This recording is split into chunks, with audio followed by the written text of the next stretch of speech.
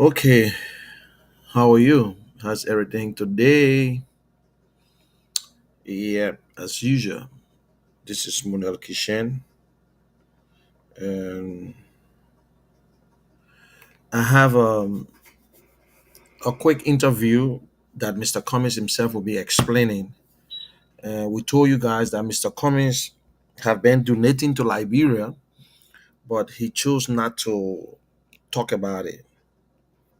He chose not to talk about it. So,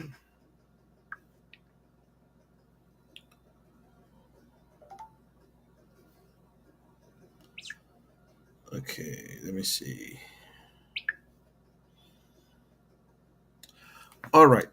On his 60th birthday, he gave out $60,000 to be distributed to give to the women for their as a gift, free.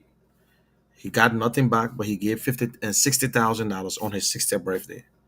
How many politicians do that? He did it, but he never talked about it. I just want for you guys to watch the video. There was an interview between he and Wilmot, and Wilmot asked him concerning the $60,000. And I saw this video, but I just want to share with you guys because listen, if you want to do good, you do it. If you want to help, you help. It's not because of politics. But Mr. Cummings will not go around and start bragging, oh, I gave money for gave money to people to do this and to do that. If you want to talk about it, you talk about it. But we're only trying to show these things so you will know for yourself. Because sometimes people ask, what Mr. Cummings have done? He did nothing. He can't feed the people. He can't help. Mr. Cummings have done a lot in Liberia when it comes to humanitarian work. But he's not doing it because he's running for president. No. But I just want you to watch this video. About what? When he was 60 years old, 60 years old, when he on his birthday, he gave $60,000. So please let us watch it and you listen to it for yourself. Please just watch it.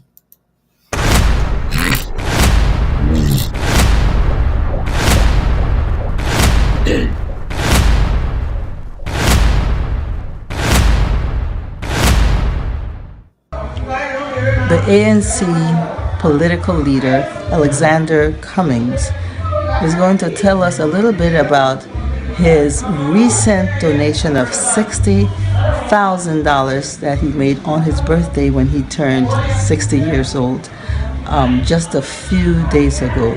Alexander, Alex. Alex, thank you.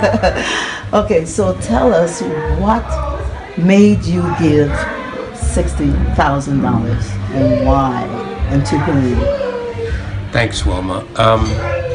60,000 United States dollars or 6 million Liberian dollars was a gift to the Liberian women. As you know, finance and credit is a significant enabler of economic growth and activity. And as we traveled around the country, traveled around Liberia, we heard consistently the need for credit, for financing, to start and or grow existing businesses. And so as I turned 60, we decided to, rather than have gifts come to me and to celebrate Alex, we decided we wanted to celebrate the Liberian people and the Liberian women.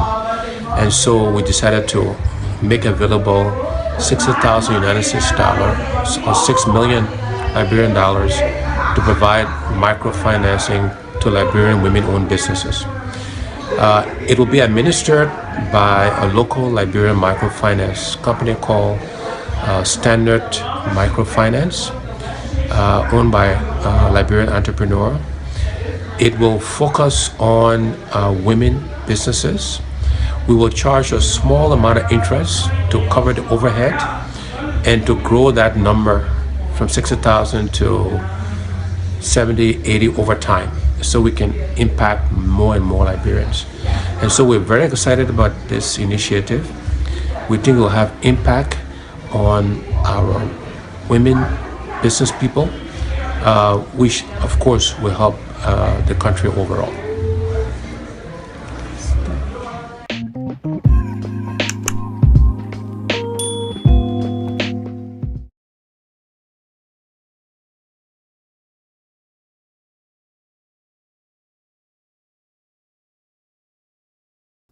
That was it. Mr. Cummings gave this money on his 60th birthday, and he gave it to this Liberian firm. He never just gave it to anybody. It was a Liberian firm that he gave it to, and they managed it. But he never benefited anything. He never asked for what he told them to do was give it to them for a little interest, just for the cover to cover up and to increase it. And that money have been increasing, and people been paying. Some people pay, some people did not pay, but it's not that they're going after you because you see that is the difference between Alex Cummings and most politicians. He want to teach you how to fish. It's not just to give out. He have done it to other people. He have given things out. He had this thing here where two Liberians won, and he gave them $15,000 each. So it's not like giving money to our people every day is not going to help. Every day is not going to help. So that is why, and we make sure that Mr. Cummings, we want him to talk about it, but sometime again he said, "No, I don't have to talk about it. It don't have to be anything that because I want to be president or I would need your vote. If they want to say it, they can go ahead and say it." So let me play again Mr. Cummings 5 Whats and How. This is the agenda of Alex Cummings. He said, "This is what I would do." Now you need to ask him the question, Mr. Cummings, how will you fix the educational system? Mr. Cummings, how will you create jobs? Not what have you done for me? What are you going to do for us? No. Political leaders are not there to build bridges, roads. They do not take on on government projects. It makes no sense. They don't control the government. They don't have the budget. In fact, if you want to do that as a private citizen, it's a different thing where maybe you will get paid, they will pay you for the road later on, or you will do a toll and then you collect the money because that's what happens in other countries. Like in America, they get a lot of private roads that you pay toll on before you can go through. But after a while, they will give back. But the government had to get involved. So when you see politicians trying to take over government project, they're spending $500,000, $1 million on a road. Think about it. You think it's free? No. If you give them power, they're going to get it 2 or 3 times that money they spend. It's not for free. You can do other projects. You can do local projects. You can do wells. You can help people macro loan. You can go through some non-profit organization to help your communities. You know what I'm saying? That is what you do, but you need to ask the question. So if you think that Mr. Cummings is going to divide money or just do things free, no. This time around, we're not going to do it. But let me just play you. This is the man with the only man with a platform, the only guy with a blueprint who explained what he going to do. I've never heard it from George Weah. I've never heard it from Mr. Barker. I've never heard it from no politicians in Liberia. But this is the only guy who said, this is what I want to do. This is what we can do together. I don't need salary. I know, and this is how we would do it. You know what I'm saying? So he's telling you this is what, and he's consistent. He has not changed. And he said, listen, my people, we can do it in Liberia can change. We can create jobs. So he broke it down. I want you to hear it for yourself. And even when he talking, when you asking, you waking up, the only man with a platform, the only man with a blueprint that the day they inaugurate him, 1 minute after 12 o'clock, he will give his first executive order that Liberians will understand, yes, we have a leader. All our people continue to lie to us. You listen to Spoon this today. Look at all the documents they're going to sign. They're trying to banjo. They don't care about you. Whether you benefit or not, they just need the money. They don't care if Liberians are going to participate in the building of the roads. They don't care. But all they know, just pass it. And they gave they giving the legislators, the representative $1.5 million just to pass all the deals. They don't care. So whether you talk or not, they don't care. The people who you put in our house, they only there for themselves. You saw the document. Mr. Barker ain't signed it. Yes, he will not say, don't have to sign. Which is truth. He can designate anyone to sign. But that so tomorrow say, oh, Mr. Barker never did this. The first thing again, they bought a car. They say that Mr. Crispin bought a car. They building a $10 million home. They say, "Oh, Mr. Bwaka don't know anything about it." That the government people wanted to surprise him. What you're talking about? And what was going on? Liberians, we need to push CDC and UP, but they have tried. President we have tried, Mr. Parker trying. Please, let us do the right thing for Liberia. Mr. Parker said only one term. If you want to go for the second term, it's up to him. But we know he don't have that record to run for us to give him second term. President we cannot give him second term. His time is over. There is nothing there. If he cannot even tell us what he did wrong and what he want to fix, no, we have the answer. Mr. Cummings is the only man that we can try right now. There is no candidate in Liberia that you think can make it. So please just listen to Mr. Cummings and hear it for himself. You know what I'm saying? This is what he said. And he said it long time, and he consistent, and his message is the same. He believe, and we all know, if you listen to him, you're smart, you will understand that yes, it's for the people. It's not for the politicians. Stab 'em. Mr. Cummings, stab 'em. Stab 'em. Alexander Cummings, stab 'em. Keep body explode.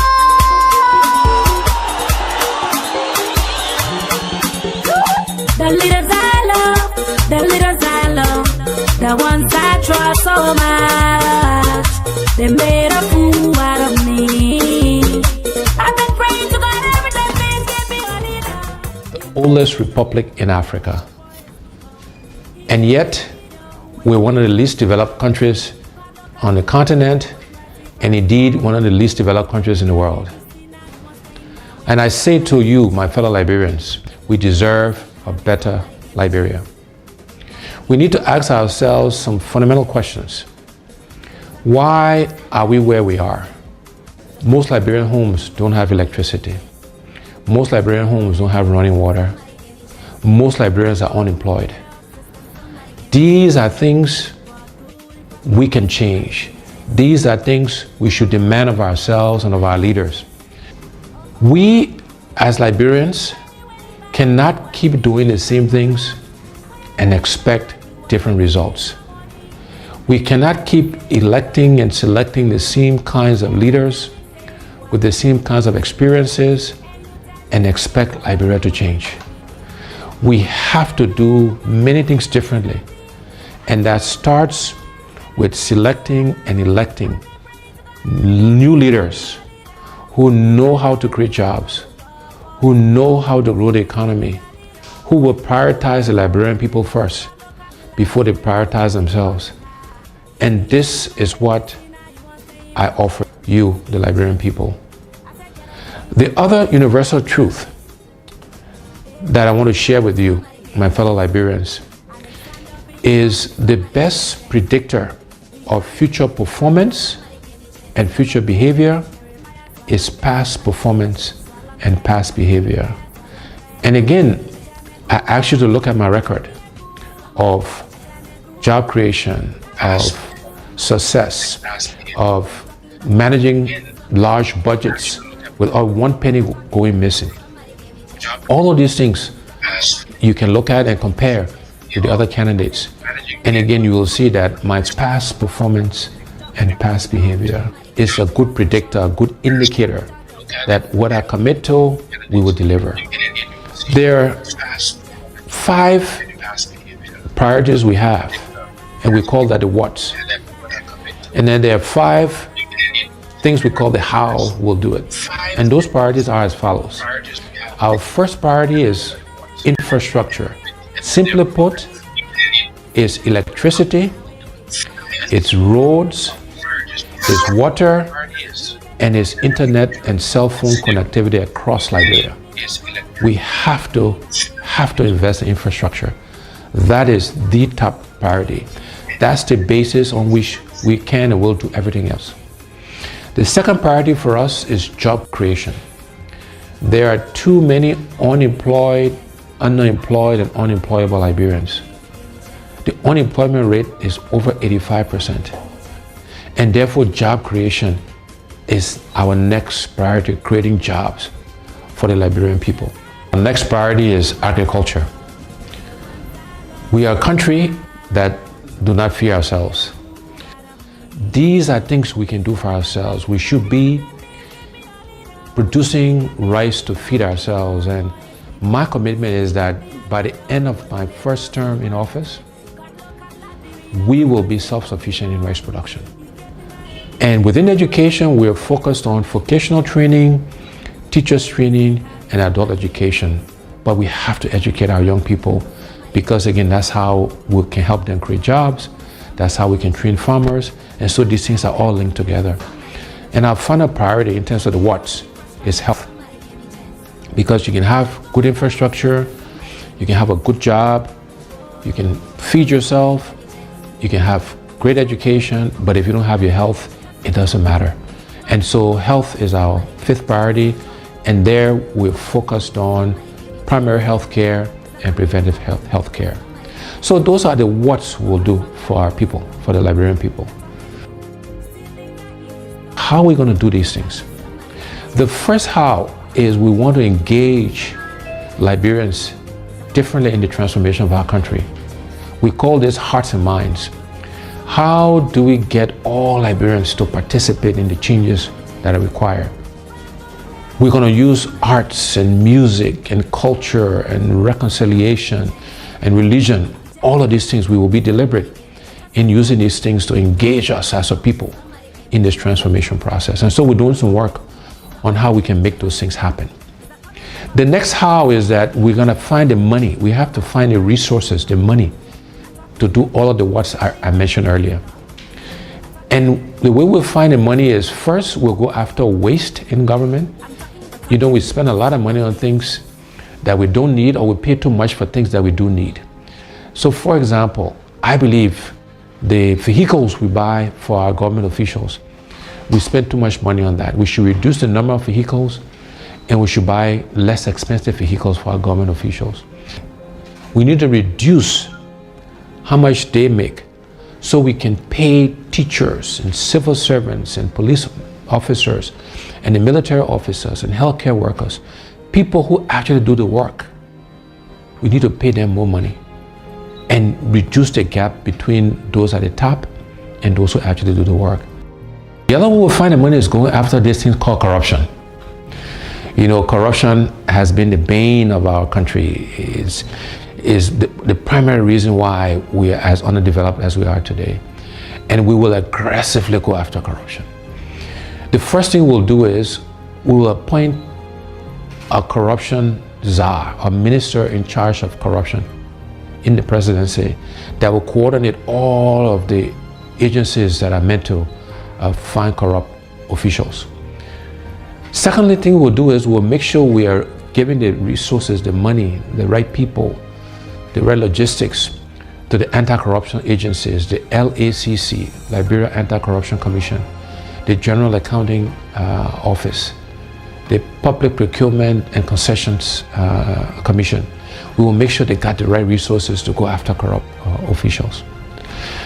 After that, when we find people who are corrupt, we will prosecute them, we will put them in jail, and we'll seize their assets.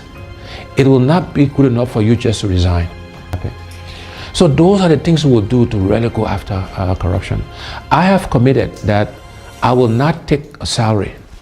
The salary that is paid the president, I will allocate it towards helping to fight corruption. That's how important I think it is to us. And then the other way we'll find the money is we'll make sure we're getting full value, the full monies we're due from our natural resources. We'll look to exploit other natural resources so we can get the funds required to fund healthcare, to fund infrastructure, to create jobs, etc., etc. So finding the money is the second how.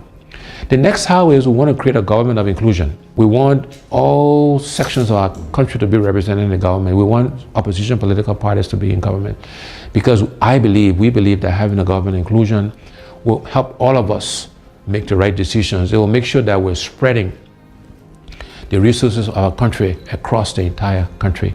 And then the last two hows, one is growing the private sector. We will focus on growing the private sector so Liberians can primarily benefit from that growth. No longer should Liberian business people be spectators to our economy. And we want to actively support Liberianization and encourage and provide credit and other facilities to Liberian businesses so they can participate. And last but not least, we will use technology. We'll leverage technology to help us achieve our goals. So those are the what's and the how's. But let me end by leaving you again with these two universal truths. One is we cannot keep doing the same things, my people, and expect different results. We cannot keep electing the same people with the same experiences and expect Liberia to change. We need to elect and select different people to lead us, to serve us, to help us manage and run our country. And the other universal truth is the best predictor of future performance and future behavior is past performance and past behavior. And on those two counts, I believe I stand head and shoulders above the other candidates expiring. Together, we will change Liberia for the benefit of all Liberians. We will transform our country. We will give us a new start, a fresh start, so that all of us can benefit from this country we love. I thank you. God bless you. God bless the Republic of Liberia.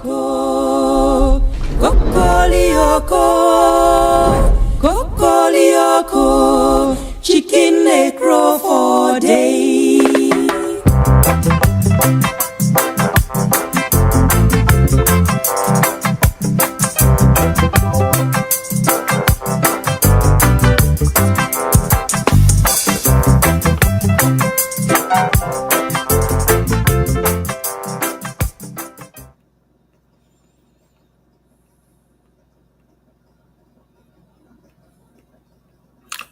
All right, thank you very much.